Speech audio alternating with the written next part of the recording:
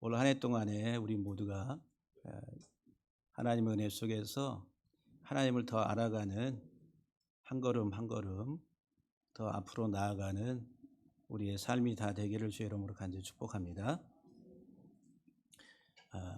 이스라엘의 그 심판과 멸망의 이유라 우리가 우리 인생의 실패, 좌절, 절망 그 이유가 뭔가 성경은 우리에게 이사야서에서 1장 3절에 보면은 소는 그 임자를 알고 나귀는 그 주인의 구유를 알건만은 이스라엘은 알지 못하고 나의 백성은 깨닫지 못하는도다. 이사야 55장 13절에 그러므로 내 백성이 부지함으로 말미암아 사로잡힐 것이요 그들의 귀한 자는 굶주릴 것이요 또 무리는 목마를 것이라.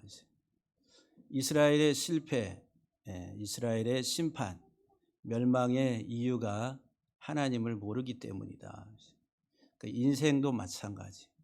우리가 이 세상을 사는 데에 성공과 실패가 사회적으로 세상적인 가치가 기준이 아니라 하나님을 아느냐 모르느냐라고 하는 것이 우리 인생의 성공과 실패의 하나의 그 기준점이다라고 이야기할 수가 있어요. 그래서 하나님을 아는 것 무엇보다도 중요합니다. 호세아 4장 6절에 내 백성이 지식이 없으므로 하나님을 아는 지식이 없으므로 망하는도다 라고 말합니다. 저와 여러분들이 평생 살아가는 동안에 계속 자라가야 돼요. 하나님을 아는 것에서 자라가야 된다. 하나님의 그 창조하심, 하나님의 창조, 일하심, 하나님의 구원하심의 궁극적인 목적이 뭐냐? 신명기 4장 35절에 보니까 이것을 애굽에 행하신 일을 내게 나타내심은 여호와는 하나님이시여 그 외에는 다른 신이 없음을 내게 알게 하려 하심이라. 그래서 하나님이 이스라엘을 애굽으로부터 구원하신 이유가 단순히 애굽에 종살이하는 그 백성이 불쌍해서 이끌어내신 것이 아니라 그것을 뛰어넘어서 하나님의 하나님 되심을 이스라엘 백성들이 알게 하시려고 이 땅의 백성이 참 하나님이 누구신지를 아는 것, 그것이 하나님의 일하심, 하나님의 창조와 하나님의 구원하심의 궁극적인 목적이다. 우리들은 이 세상을 살아가는데 내 의도, 내 목적, 내 계획을 가지고 다 살아갑니다. 그렇죠. 그러나 하나님은 이 세상을 하나님의 의도와 하나님의 계획과 목적을 가지고 세상을 다스리고 주관하시고 이끌어 가신다. 하나님은 나의 인생에 개입하셔서 나를 이끌어 가시는데 하나님의 목적에 맞춰서 이끌어 가세요. 내 목적이 아니라 하나님의 목적에.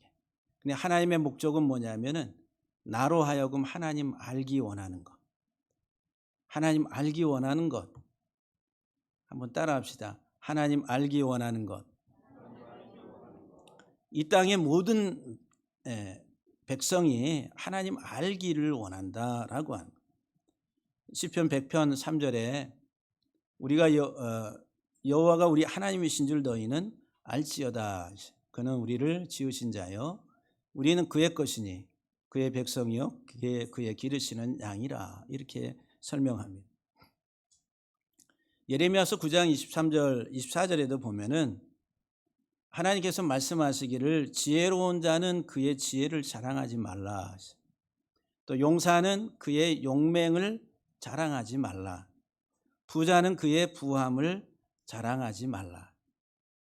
자랑하는 자는 이것으로 자랑할지니 곧 명철하여 나를 아는 것 그리고 나 여호와는 사랑과 정의와 공의를 땅에 행하는 자인 줄 깨닫는 것이라 그랬어요.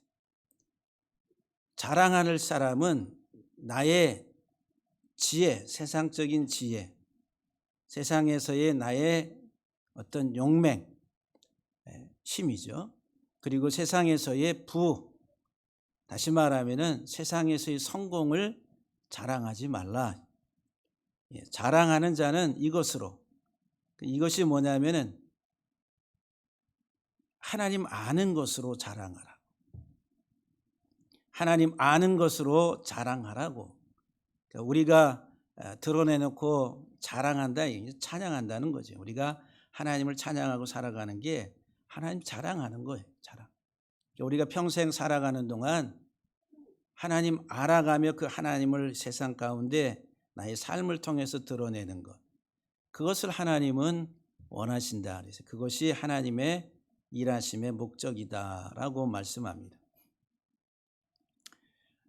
그래서 예수 그리스도가 이 세상에 오시게 되면은 세상은 어떻게 되느냐 하면은 하나님을 아는 지식으로 세상이 충만해질 것이다. 이사야 11장은 예수 그리스도의 탄생을 예언하고 있는 예언장입니다. 이는 물이 바다를 덮음같이 여호와를 아는 지식이 세상에 충만할 것임이니라.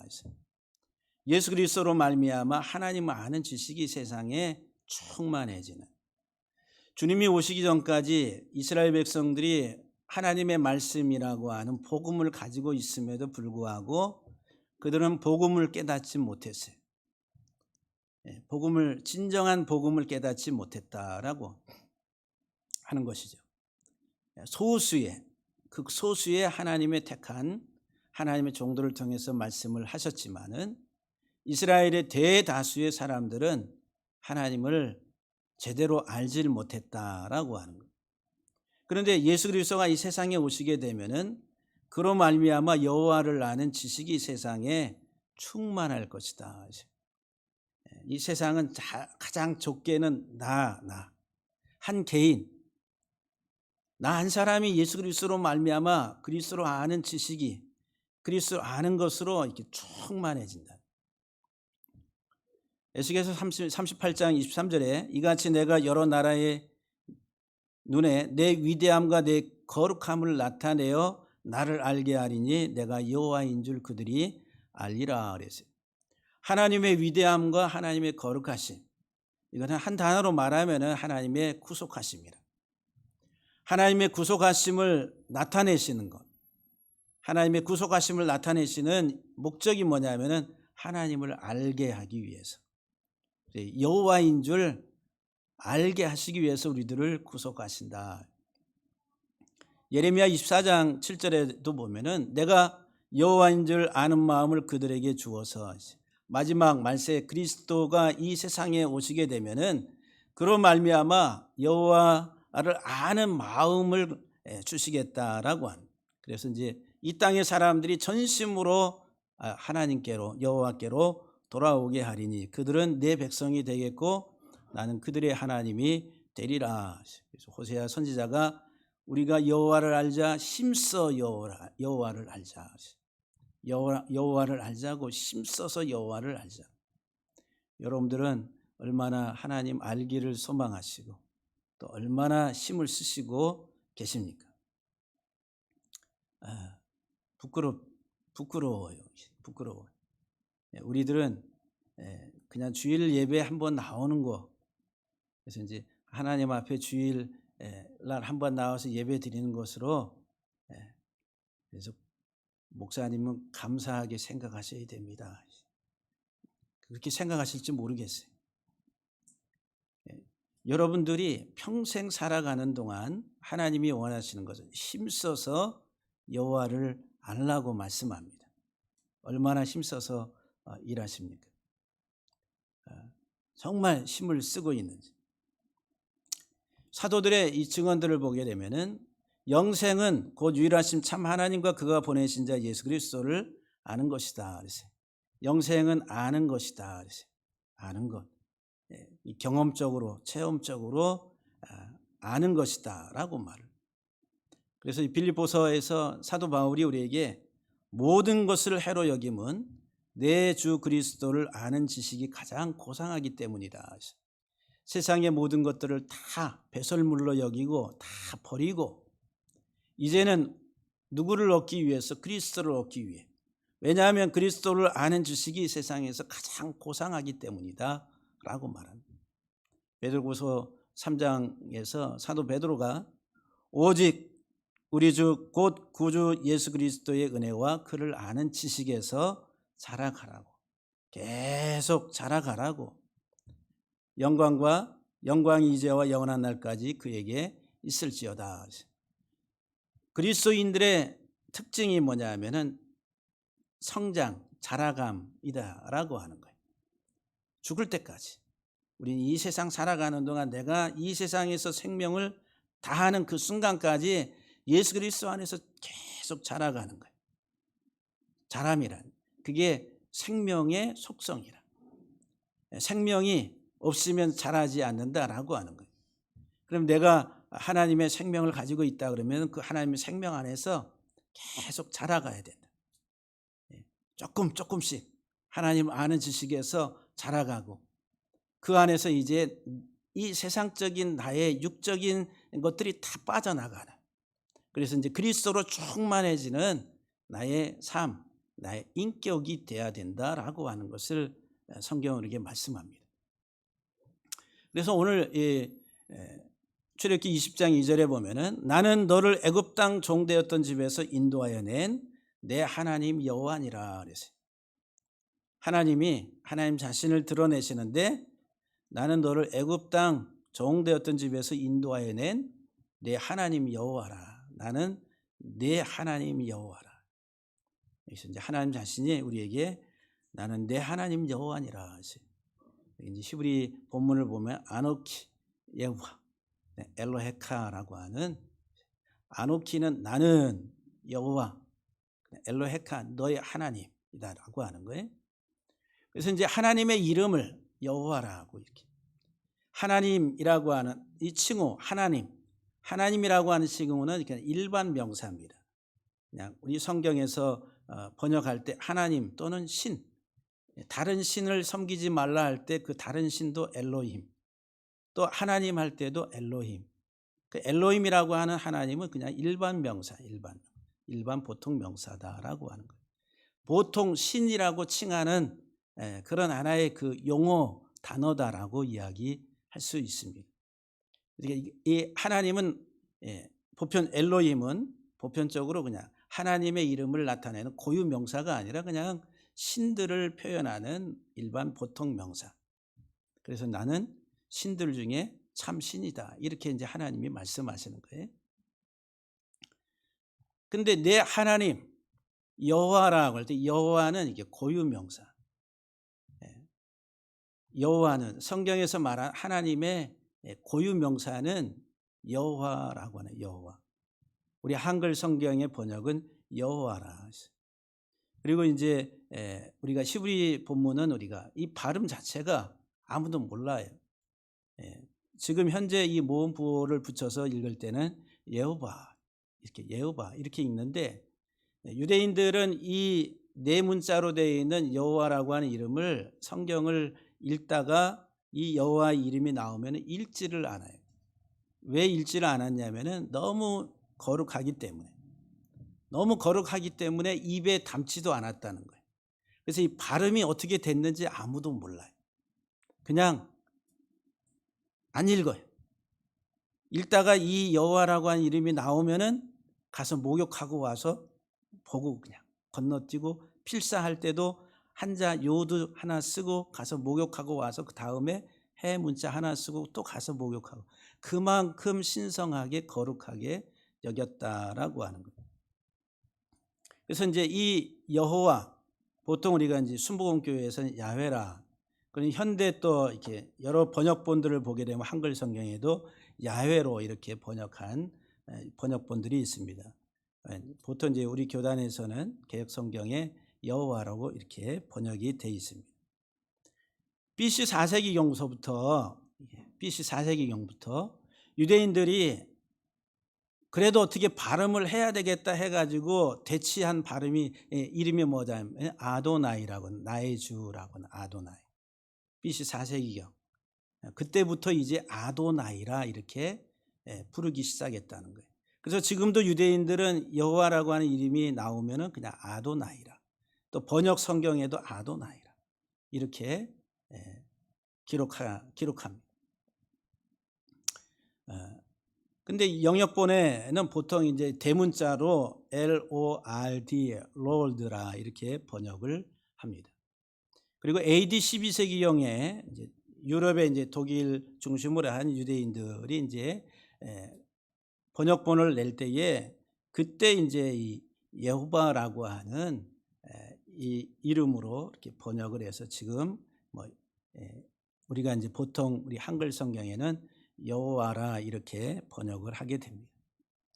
히브리 원래 문자 자체가 모음이 없어요. 모음이 없이 그냥 자음으로만 돼 있어요. 그러니까 예수님 당시까지, 아니 AD 8세기까지 모음이 없는 자음 문자다. 그래서 이 히브리 성경을 그냥 보통 사람들이 다 읽는 게 아니라 전문적으로 전수를 받아서 내려오는 그 성경을 읽는 사람들에 한해서만 이 성경을 읽을 수가 있었어요. 그리고 다 그게 보편적인 어떤 공용화된 그런 발음이 아니라 지역마다 또 차이가 많이 있었다라고 하는 거예요. 그러니까는 이 하나님의 고유 명사인 여호와라고 하는 이름의 발음 자체가 어떻게 됐는지 지금도 아무도 모른다라고 보시면 됩니다. 그리고 이제 모음을 붙여서 유대 이제 그 마소라 학자들이 유대인들의 그 사람들이 AD 8세기경에 모음부를 붙여가지고 밑에다가 모음을 붙여서 이제 성경을 읽기 시작한 거예요. 그래서 현대 히브리어의 하나의 그 모습이 나타났다. 그래서 이제 하나님의 이름은 여호와라. 우리가 이제 우리 한글 성경에 여호와라고 하는 이게 고유 명사. 유대인들이 하여튼간 이 네 개의 문자를 너무너무 신성시해 가지고 읽지를 않았고 쓸 때에도 하나 쓰고 가서 목욕 제기하고 와서 또 쓰고 그렇게 그래서 이제 이 이름을 아도나이라고 이렇게 바꿔서 불렀다라고 하는 거죠. 그래서 이제 이 여호와가 도대체 어떤 의미를 가지고 있는지 우리가 하나님을 바르게 알기 위해서 나는 내 하나님 여호와라 그랬어요. 나는 내 하나님 여호와라 했어요. 여호와. 성경에 참신의 이름을 그 참신이신 그 하나님이 여호와라고 이렇게 하나님의 이름이 원래 있었겠어요? 없지요. 근데 계시적인 거예요. 계시. 하나님 참 유일하신 참신의 자기 자신을 우리 인생에게 계시해서 드러내서 보여주는 나타내는 하나의 그 한 단어가 여호와라고 하는 거예요. 여호와. 여호와는 이 네 자음으로 돼 있다고 그랬죠. 이 네 자음에 있어서 이제 먼저 여호와는 어떤 분이냐? 자존자. 스스로 존재하시는 분. 여기 이제 여호와에서 이제 그 요드라고 하는 손 문자하고 뒤에 하바라고 하는 세 문자가 비동사에 해당하는 존재하다 이런 완전히 스스로 존재하시는. 그래서 이제 출애굽기 3장 14절에 보면은 여호와 하나님을 당신이 누구라고 내가 가서 얘기해야 되겠습니까? 그러니까 모세에게 나는 스스로 있는 자다. 이렇게 나는 스스로 있는 자라. 그래서 에우에 아쉐르 에우에 이렇게 이제 나는 스스로 있는 자니라 그랬어요. 요 나는 스스로 있는 자의 하나의 축약형이 여호와라 이렇게 여러분 보시면 됩니다. 스스로 자존하시는 분. 하나님은 의존적 존재가 아니라 독립적이고 스스로 존재하시는 분이다라고 하는 거예요. 이 하나님은 한 분밖에 없어요. 모든 만물의 근원이 되는 생명의 근원이 되는 자존자는 한 분밖에 없다. 많은 신들이 있는데 그 신들 중에 진짜 신은 하나밖에 없다. 나머지는 다 짝퉁, 가짜라고 하는. 그럼 우리가 어떻게 그것을 알아야 되는가? 우리 성경을 통해서 그것을 알아가야 된다라고 하는. 이 자존자라고 하는 개념 속에 하나님은 스스로 있는 자라고 하는 이 개념 속에 완전히 스스로 존재하시고 존재 자체가 독립적이고 그 독립적인 존재 자체 안에 모든 생명의 근원이 그 속에 있다라고 하는. 이 자존성은 존재의 근원이 자기 자신 안에 있다는 것을 말해. 여러분들 우리 인생은 다 피조물이에요. 내가 스스로 독립적으로 이렇게 독립적으로 존재할 수 있는 그런 인생이냐면 아니에요. 모든 만물은 이 땅에 우주에 있는 모든 물체는 다 의존적으로 돼 있습니다. 독립적으로 돼 있는 게 하나도 없어요. 생명체도. 저와 여러분들이 그냥 나는 독립체로 살아가겠다. 그런 사람 있습니까? 없어요. 우리는 자연의 공기에 의존합니다. 이 공기 중에 산소를 마셔야지만이 내가 호흡하면서 살 수가 있는 거예요. 태양, 햇빛을 받아야 되고 또 우리는 땅이 비를 기다려서 그 비의 질소와 또 산소를 통해서 영양이 공급되고 성장이 되고 모든 만물이 다 연관 관계 속에 있다라고 하는 거예요. 독립적인 것은 하나도 없습니다. 오직 독립적인 존재는 참 하나님, 모든 생명의 원천이시면서 그 안에 스스로 존재하시면서 모든 생명의 근원을 그 안에 가지고 계신 분, 이분이 바로 곧 여호와 하나님이시다라고 하는 거예요. 하나님 한 분이신 여호와에 대해서 우리가 이 자존자라고 하는, 내가 믿는 하나님은 누구냐? 자존자라고 하는 거예요. 두 번째, 이 여호와라고 하는 이름 속에는 스스로 존재한다라고 하는 이 스스로 존재하시는 분은 영원하신 분이다. 영원하신 분. 이 영원하다 이 말은 그냥 초월적이다. 초월적. 이 초월적이라고 하는 것은 알 수 없는 거예요. 예? 우리 영원이라고 하는 시간적인 개념, 시작 전 저기서부터 시작 끝 저기까지 우리들은 그렇게 영원이다 이렇게 시간의 개념으로 이야기하는데, 하나님은 시간에 갇히시는 분이 아니라 시간을 초월하신, 또 시간을 만드신 분.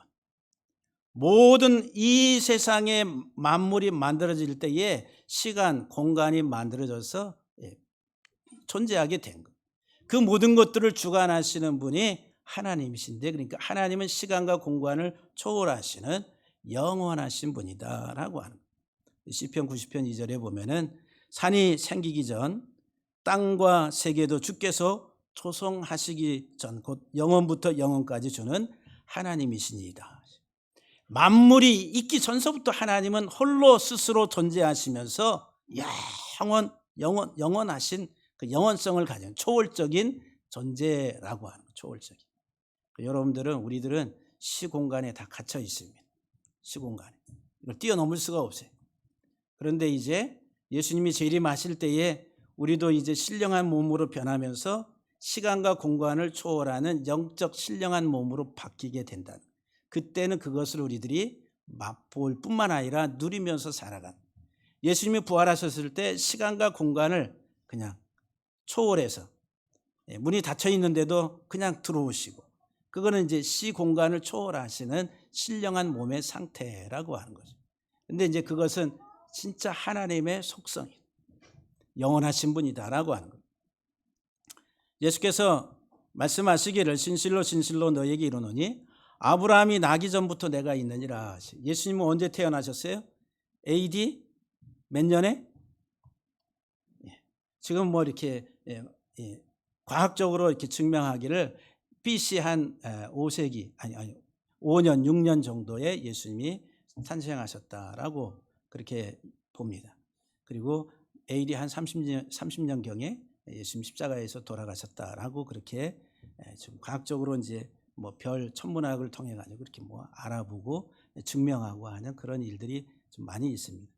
근데 예수님이 AD 그냥 1년이다. AD 그냥 쉽게 생각하면. 그럼 이 아브라함은 언제 때 사람이냐면은 BC 20세기. 그러니까 2000년 전. 예수님보다도 약 한 2000년 전의 사람이에요. 근데 아브라함이 나기 전서부터 예수님이 나는 있었다라고 그렇게 말씀하세요.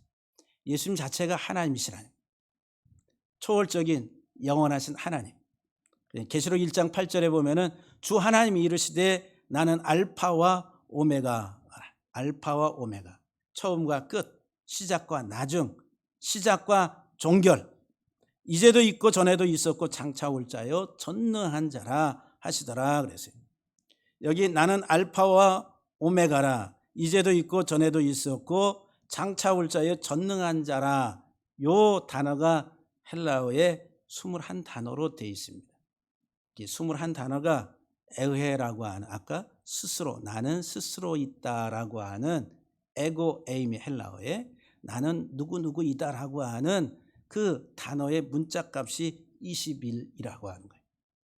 그러니까 나는 스스로 있는 자다라고 하는 것을 신약적인 표현, 나는 알파와 오메가라, 이제도 있고 전에도 있었고 장차 올 자요 전능한 자라 하시더라 그랬어요. 영원하신, 스스로 존재하시면서 독립적으로 존재하시면서 그분은 영원하시고 초월적이다. 다시 말하면 우리 인간이 헤아릴 수 없는 그런 존재, 하나님이 하나님 자신을 우리에게 보여주는 만큼만 우리들은 알 수 있는 이 피조 세계를 통해서, 그리고 특별한 하나님의 말씀을 통해서 우리는 아주 부분적인 것만을 우리들이 알 수 있다라고 해요. 세 번째, 여호와라고 하는 이 말씀, 여호와라고 하는 이 이름 속에는 만물을 존재하게 하시는 분이라 했어요. 창조자요 주권자이시다라고 하는 거예요. 내가 믿는 하나님, 나를 만드신 분, 내가 믿는 하나님, 나를 주관하시는 분, 내가 태어나고 자라가고 살아가며 내가 죽는 그 순간까지 나를 섭리하시고 다스리는 주권자 하나님이시다라고 하는 거예요. 이게 여호와라고 하는 이 이름이 앞에 요도라고 하는 문자와 뒤에 있는 하바라고 하는 이 동사가 가장 근본적인 어원의 의미가 뭐냐면 호흡한다 이 말이에요. 호흡. 내가 숨 쉬어야지 존재하잖아요. 그렇죠? 내가 호흡해야지 내가 살아있는 존재잖아요. 그러니까 이제 호흡한다는 거. 뭐뭐가 된다, 되게 한다, 이런 사역적인 의미로. 그래서 여호와 하나님은 누구시냐 하면은 우리에게 호흡을 불어넣어서 존재케 하시는 분. 특별히 창세기 2장에 사람을 만드실 때에 그 코에 생기를 불어넣어서, 하나님의 호흡을 불어넣어서 우리를 호흡하는 자로 하나님이 만드셨다. 지금 내가 호흡하고 있는 것, 육체적으로 물질적으로 우리 호흡한 산소를 들이마시고 있지만은 산소 자체가 하나님의 생명이라. 우리 하나님의 생명을 마시면서 살아가는 거예요. 하나님은 하나님의 생명의 호흡을 불어넣어서 만물이 존재한다라고 하는 거예요. 그래서 하나님 누구시냐? 여호와는 누구시냐? 그 하나님은 만물을 만드시고 그리고 그 만물을 다스리는 주권자 하나님이시다. 그래서 나는 항상 존재하고 있는 자라 에우에 아시에르 에우에라고 하는 요 세 단어의 문자값이 있어요. 히브리 문자 하나하나마다 그 문자값이 있는데 에우에 그러면 21, 아시에르 그러면은 501, 에우에 그러면 21 다 더하면 543이 됩니다. 성경을 해석할 때에 그 수를 통해서 해석하는 해석법이 유대인들의 전통적인 해석법 가운데 하나입니다. 543은 에우에 아시에르 에우에라, 나는 스스로 있는 자다라고 하는 이 문장의 숫자값이 543인데 이 543을 각 수를 더하면 10이라고 하는 속성이 나옵니다. 그럼 나는 스스로 있는 자다라고 하는 하나님은 누구시냐 하면은 12의 속성을 가지고 있어요. 통치자라고 하는 통치자. 여호와 하나님은 누구시냐 하면은 신적 권위와 능력을 가지고 만물을 통치하는 주권자, 통치자라고 하는 거예요. 하나님이 세상 만물을, 특별히 이 지구에 우리 생명체를 만드실 때에 생명의 원리, 하나님의 자연의 통치 원리가 10이라고 하는 숫자. 1년 12달, 하루 24시간 중에 낮 12시간, 밤 12시간이라고 하는 12. 태양이 한 바퀴 도는 데에 12황도라고 이제 천문학적으로 그렇게 이야기합니다. 12별자리를 지나가면서 태양이 돈다라고 하는. 그러니까 10이라고 하는 것은 자연의 물리적인 과학적인 하나의 질서체제라고 하는 질서체제. 그건 하나님의 다스림과 통치를 말하는 거예요.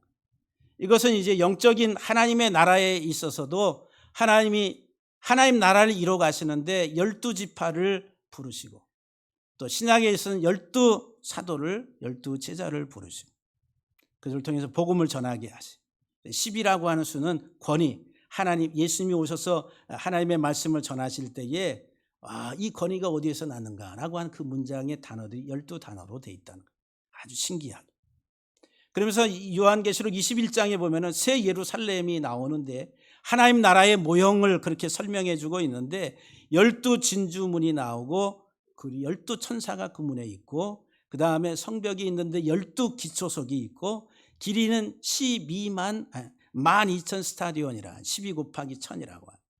그래야 성곽은 높이가 144 규빗이라 144는 12 곱하기 12라고 하는 12의 속성을 가지고 있다는 거예요.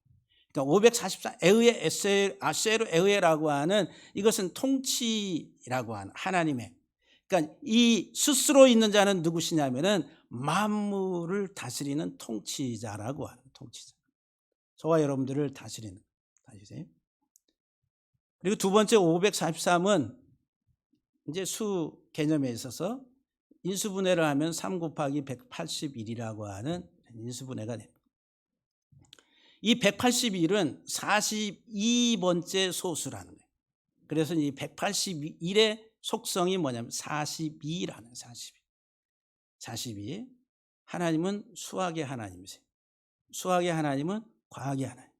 모든 창조의 질서가 다 수학입니다. 수학. 그래서 이 수 개념을 이해하는 것 아주 중요해요. 42라고 하는 성경에서의 수 개념. 42. 이스라엘 백성들이 애굽에서 나와서 가나안 땅에 들어가기까지 한 곳에 머무를 때마다 진을 쳤다 그랬어요. 그래서 이제 하나님이 가라고 말씀하시면은 전부 다 이 회막을 다 걷어들여 가지고 짊어지고 또 진행을 하다가 어느 곳에 머물러서 거기에 진을 치라 하면 거기 진을 쳐야 돼. 그 진을 친 수가 42번 나와요. 42진이라는 거예요. 언제? 애굽에서 나와서 가나안에 들어가기까지의 그 42진. 이것은 우리 인간의 인생의 하나의 여정을 말씀하고 있습니다. 우리 인생의 여정. 사망에서부터 애굽이라고 하는 어두움의 세상, 죽음의 땅에서 하나님이 이끌어내서 가나안이라고 하는 하나님의 나라에 들어가기까지 하나님의 인도하심을 말하는, 하나님의 인도하심. 42진이라고 하는 그 과정을 통해, 광야의 삶을 통해. 그래서 이 42는 죽음에서, 어둠과 사망에서 생명의 빛으로 인도하시기 위해 오신 예수 그리스도를 우리에게 설명합니다. 그래서 마태복음 1장에 보게 되면은 예수님의 족보가 나와요. 아브라함으로부터 시작해 가지고 예수님이 오시기까지 몇 대로 기록하냐면 42대로 기록합니다. 42대. 14대 해가지고 42대로. 그러니까 예수님이 이 세상에 오시는 족보를 42대로 기록해. 왜 많은 수가 있는데 왜 42로? 예수 그리스도는 우리를 애굽이라고 한 이 세상의 죽음의 땅에서 이끌어서 하나님의 영원한 생명의 나라로 우리를 인도하시기 위해서 오신 분이라고 하는, 우리의 인도자라고 하는, 이게 에우예 아세르 에우예, 나는 스스로 있는 자라고 여호와의 이름 속에 하나님은 우리를 다스리는 주권자이시는데 이건 영적으로 우리들을 하나님의 나라로 인도하시는 하나님의 사람이다. 하나님의. 세 번째 에우예라고 하는 한 단어 속에는 21이라고 하는 숫자 값이 나옵니다. 앞에 있는 문자 알렙은 1이고 해는 5, 요드는 10, 해 10, 해가 5 해서 21이라고 하는 숫자 값이 나와요. 21 성경에서 이제 우리가 이 자연에 우리가 숨쉬고 사는 이 공간 안에는 많은 원소들이 있습니다. 거기에 가장 많은 원소가 뭐냐면 질소. 거의 한 78%가 질소로 되어 있어요. 공기 중에. 그리고 21%가 산소로 되어 있어요. 나머지 1%가 기타 다른 원소로 되어 있습니다. 비가 내릴 때에, 하늘에 비가 내릴 때에 그 물속에는 가장 많이 들어있는 게 질소라고 했어요. 질소는 자연이 성장하는 데 있어서 아주 중요한 요소가 됩니다. 그런데 우리가 숨쉬고 살아가는 데 있어서, 호흡하는 데 있어서 산소 21%라고 하는 산소가 없으면 안 된다라고 하는 거예요. 여호와는 우리의 호흡의 필수적인 요소로 산소와 같은 생명의 근원이시다 그랬어요. 하나님 우리를 만드실 때 그 코에 생기를 불어넣어서 하나님이 우리를 만드셨다라고 하는 거예요. 그러니까 스스로 계시는 하나님, 그분은 우리를 만드시는 창조자, 하나님의 생기를 불어넣어서 호흡으로 불어넣어서 우리를 만드시고, 우리를 만드신 그분은 또한 우리들을 구원하시는 구원자로서 설명되고 있다라고 하는 거예요. 다스리고 통치하시는 하나님의 주권 속에서 우리들을 하나님의 생명의 나라로 인도하신 그 하나님을 알라라고 말씀하고 있습니다. 네 번째, 이 여호와라고 하는 이름 속에는 자신을 계시하는 계시자라고 하는 거예요. 여기 하바라고 하는 말이 호흡하다. 호흡. 제가 지금 여러분들에게 이 말씀을 전할 때에 호흡입니다. 호흡을 통해서 이제 파동이 일어나 가지고 이 파동을 통해서 여러분들에게 에너지가 전달이 되는 거예요. 빛의 파동, 소리의 진동, 파동을 통해 가지고 나가서. 그러니까 지금 이 호흡, 내가 호흡을 못하면은 이 말을 나갈 수가 없습니다.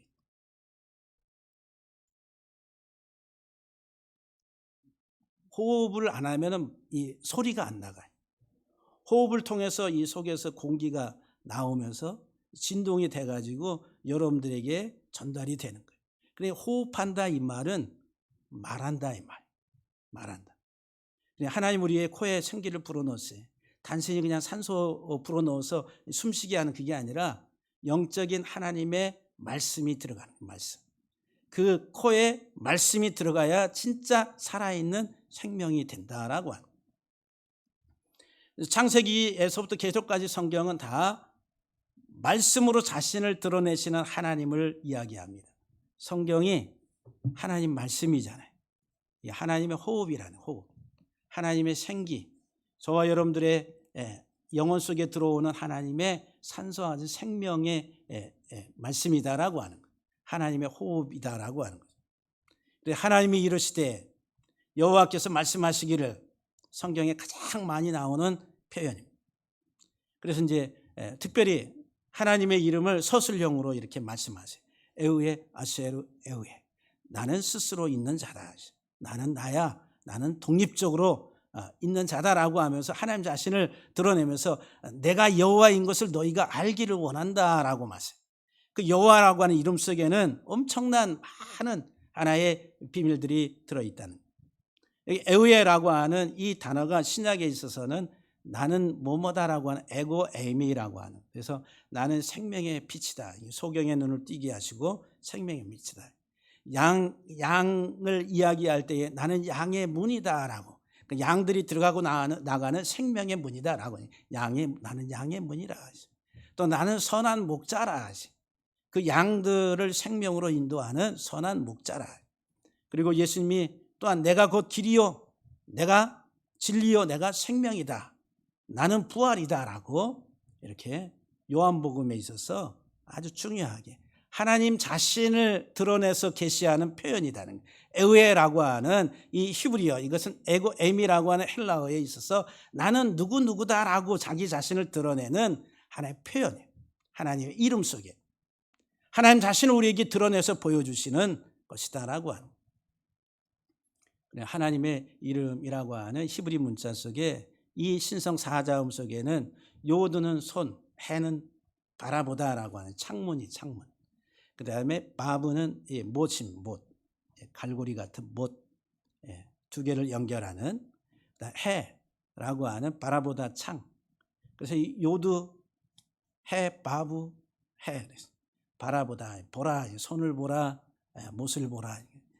예수 그리스도의 십자가에 못 박히신 그리스도의 손을 보고 못을 보라. 도마가 이제 의심할 때에 예수님께서 부활하셔가지고 도마에게 뭐라고 말씀하세요? 내 손을 내밀어서 볼을 만져보라고요?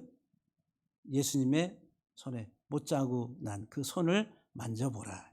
그리고 그 손을 옆구리에 넣어서 옆구리에 창자국을 만져보라. 너는 이것을 만져보고 보고 믿느냐? 보지 않고 믿는 자가 더 복되도다라고 예수님이 말씀하세요. 여호와 하나님은 누구시냐 하면은 우리를 이 죽음의 땅에서 가나안 땅 영원한 생명 천국으로 인도하시기 위해서 오신 중보자라는 중보자. 십자가에서 자기 자신을 내어주심으로 죽음을 당하심으로 우리의 죄를 속량하시기 위해서 오신 중보자. 그래서 이 십자가에 예수님 달리셨을 때에 십자가의 죄패가 있습니다. 그 위에 머리 위에 그 타이틀, 죄의 제목이 붙어 있는데, 그게 이제 예수와 하나질의 베멜렉 하 예후디입니다. 이것은 신약 성경에 이런 문장으로 기록되어 있지는 않아요. 헬라어로 신약 성경에는 기록되어 있고, 뭐라고 신약 성경 요한복음 19장에서 기록하냐면은 거기에 죄패의 이름이 아람어, 히브리어와 그리고 헬라어와 그 다음에 라틴어, 이 세 언어로 예수님의 십자가에 달리셨을 때에 그 위에 죄의 제목이 붙어 있었다라고 말해요. 여기 이제 예수와 하나질의 베멜렉 하 예후딤이라고 하는 이 네 단어의 이니셜을 따면은 요드 해 바브 해가 됩니다. 그래서 이제 유대인의 나사렛 예수 유대인의 왕이라고 하는. 그런데 이제 어떤 사람들은 이제 신약 성경을 히브리어로 번역한 번역본들이 지금은 한 10여 가지가 나와 있습니다. 그래서 자기가 가지고 있는 역본에는 이렇게 안 돼 있는데 이거 어거지가 아니냐라고. 근데 번역하는 사람들 또 번역본에 따라 가지고 다 차이가 있다라고 하는. 이것은 이제 원래의 헬라어 성경 속에는 이게 들어가 있지 않는데 이제 번역할 때 이렇게. 예수와는 예수 그리스도, 예수를 말하는 하나질에는 나사렛 사람, 베멜렉, 그리고 왕이래, 왕. 멜렉은 왕이에요. 그리고 하 예후딤, 그 유대인, 그 유대인의 왕, 나사렛 예수라고 하는. 그래서 이제 손을 보라, 못을 보라, 십자가에 못 박히신 예수를 바라보라고 하는 개념을 우리가 생각해 보게 됩니다. 지금 마지막으로 우리가 한 가지를 생각할 수 있는 유일하신 하나님입니다. 여호와는 누구시냐면 유일하다라고 하는. 유일하다. 하나님은 하나님 한 분밖에 없는 거예요. 참신은 한 분밖에 없는 거예요. 이 신도 신이고 저 신도 신이고 귀신도 신이고 다 신이다. 이게 다 가짜고. 진짜 신은 누구? 여호와 하나님 한 분밖에 없다. 여기 여호와라고 하는 이 네 문자의 숫자 값이 26이에요. 요드는 10, 해는 5, 그 다음에 6, 5 해가지고 더하면 26이라고 하는 문자 값이 나옵니다. 페르마라고 하는 수학자는 26이라고 하는 숫자는 수학 세계를 통틀어서 유일한 숫자다. 앞에 25라고 하는 제곱수와 뒤에 세제곱이라고 하는 하나의 그 부피를 나타내는 세제곱수가 있는 중간에 수는 26이라고 하는 숫자 하나밖에 없다는 거예요. 자기가 수를 다 뒤져봤는데, 다 찾아봤는데 이와 같은 구조로 되어 있는 그 위치에 있는 문자는, 이 숫자는 26이 하나밖에 없다는 거예요. 유일하다라고 하는. 수학에 있어서 26이 유일한 숫자라고 하는. 저는 의미가 있다라고 해서 여러분들에게 소개를 하는 겁니다. 신명기 6장 4절에 이스라엘아 들으라, 우리 하나님 여호와는 오직 유일한 한 분이신 여호와시네. 하나님 같으신 분은 없다라고 하는. 이사야 44장 6절에 이스라엘의 왕인 여호와, 이스라엘의 구원자인 만군의 여호와가 이같이 말하노라. 나는 처음이요 나는 마지막이라. 나 외에는 다른 신이 없느니라. 나와 같은 신은 세상에 없다. 세상에 유일하신 하나님을 말. 우리가 섬기는, 우리가 믿는 그 하나님, 유일하신 하나님, 하나님과 같으신 분은 없다는 거예요. 디모데전서 2장 5절 말씀에 하나님은 한 분이시요 또 하나님과 사람 사이의 중보도 한 분이시니 곧 사람이신 그리스도 예수라 그랬어요. 하나님 한 분, 그리고 하나님과 인간 사이의 중보의 역할을, 내소리를 하나님 아버지께로 인도하는 중보자도 한 분. 여기도 구원 저기도 구원 다 같은 목적으로 있는 거야. 다 인정하는 것이 아니라 다원론이 아니라 오직 한 가지 한 길밖에 없다라고 하는. 사람이신 예수 그리스도를 통해서만이 우리가 하나님께로 간다. 그래서 요한복음 17장 3절에서 영생은 곧 유일하신 참 하나님과 그가 보내신 자 예수 그리스도를 아는 것이라 그랬어요. 우리가 하나님 아버지와 그의 아들 예수 그리스도 독생자 예수 그리스도를 아는 것이 영생이다라고 그랬어요. 여러분들은 영생의 삶을 살아가고 계십니까? 정리를 하면은 여호와는 누구신가? 그분은 자존자로 우리의 모든 생명의 원천이시다 그랬어요. 원천. 그 하나님께로부터 모든 만물이 존재케 됐다. 그분은 영원하신 분, 불변하시면서 우리가 알 수 없는 초월적인 존재, 시간과 공간을 초월해. 그래서 이제 하나님이 누구다라고 우리가 100% 그렇게 이야기할 수 있는 사람은 세상에 아무도 없습니다. 그냥 성경이 말하는 것, 성경이 우리에게 보여주고 드러내주는 그 부분에 있어서만 우리가 하나님은 이렇다라고 이야기할 수가 있고, 그 하나님은 창조자, 나를 만드시고 지금도 나를 지금 다스리시는, 나를 주관하시는 주권자, 그분은 자신을 우리에게 드러내서 자신이 나를 위해서 어떤 일을 하시는지, 그래서 이제 그 십자가에서 죽으시고 우리를 위해서 구원하시러 이 세상에 오신 유일하신 하나님이다라고 하는, 이것을 구약의 여호와라고 하는 이름 속에서 나는 여호와니라, 내 앞에서 신을 벗어라, 이렇게 말씀, 모세를 부르실 때, 이 사랑하는 성도 여러분들, 23년도 한 해에 우리가 하나님을 더 바르게 알아가면서 내 믿음이 지적으로 영적으로 더 성장하고 성숙하는 그런 한 해가 되기를 주의 이름으로 간절히 축복합니다. 기도하시겠습니다.